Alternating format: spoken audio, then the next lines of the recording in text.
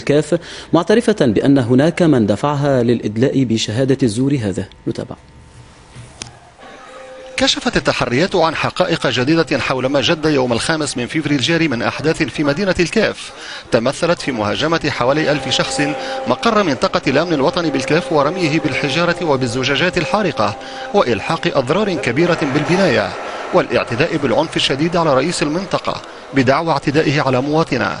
فقد اعترفت امرأة تدعى نعيمة دريدي كانت قد أدلت بشهادة للقناة الوطنية ادعت فيها أنها شاهدت بأم عينها رئيس المنطقة خالد الغزواني يصفع امرأة. جت الشرطة والمرأة تشكي وراجل أمير شدها خالد الغزواني أعطاها طريحة قدام الجيش قدام الشعب. خالد الغزواني. وتفيد تحريات بأن ما صرحت به المرأة للمراسل التلفزي لا يمت للحقيقة بأي صلة وأن هناك من دفعها للإدلاء بهذه الشهادة الكاذبة مثل ما يؤكده التسجيل التالي. نعيمة بنت عمر بن عثمان الدريدي نسكن في الكيف راس العيد.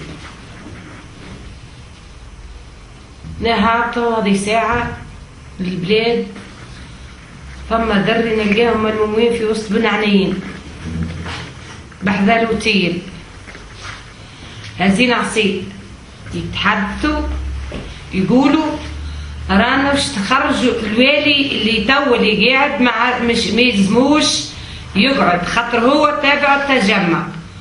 يحكوا ماشيين يحبسوا في التاكسيات وهزين عصي ماشيين وصلوا وين بنيت بشير جلاسي بيناتهم كياسهم وبشير جلاسي قوي يخزروا للبانية. جاهم بشير قال لهم يا اخي تحبوا تحرقوا لي البانية ولا تكسروها بروا اهبطوا عندكم الولاية عندكم المعتمدية عندكم المنطقة.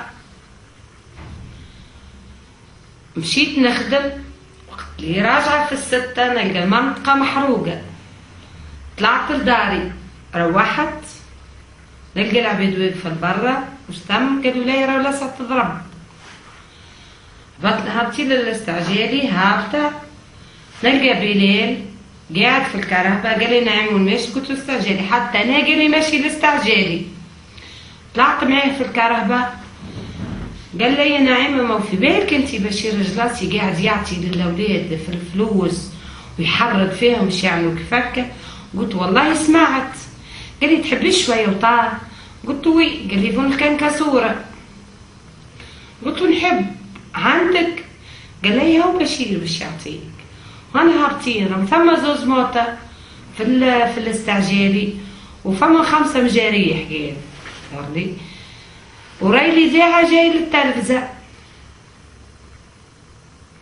يسالوك الاذاعه. قال لك يسالوك الاذاعه تمشي تتكلمي. قلت له نتكلم. قال لك يسالوك الاذاعه قولي راني ريت خالد الغزواني رئيس المنطقه ضرب امراه قدام الولايه ودزها. قلت له باهي. قلت له شكون المراه؟ قال لي تعرفها. هبطنا مشينا للاستعجالي نلقاهم خارجين الميت. دخلت الاسعد فهمت دخلت له ناو بلال قال له تكلم على روحك تضربت. قال له ايه؟ قال له شكون ضربك؟ قال له خالد. قال له تكلم على روحك. خرجت من بحذاهم نلقى الاذاعه في البيت.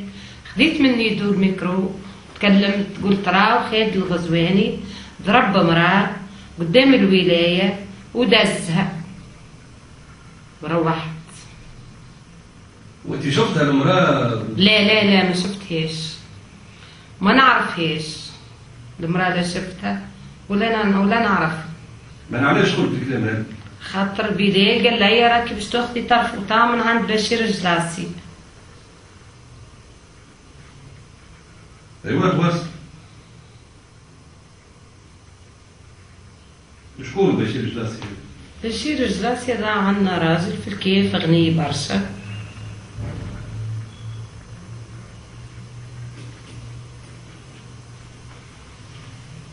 ايوا يحكوا عليه اللي هو وقت اللي جاي يبني في البنيه نتاعو جوا اخوات ليلى طرابلسية. قالوا له يا أخي هذه أرضك تبني فيها. مشو قالوا مرض، وقت اللي بناه وصلها للنص جوع. العباد تحكي ما شفتش، جو قالوا له راهو النص بالنص باش نقسمو.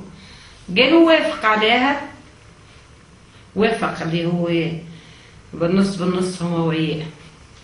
وللتذكير فإن وحدات خاصة تابعة للأمن والجيش الوطنيين تمكنت من إلقاء القبض على 4 أشخاص مشتبه في ضلوعهم في الأعمال المذكورة، وتجري حاليا بالتنسيق مع النيابة العمومية الأبحاث معهم من أجل التحريض على العصيان والإضرار وإضرام النار بمؤسسات عمومية والمشاركة في الاعتداء على موظف أثناء مباشرته لوظيفه، في انتظار تقديمهم بمعية كل من سيكشف عنه البحث على الجهات القضائية المعنية.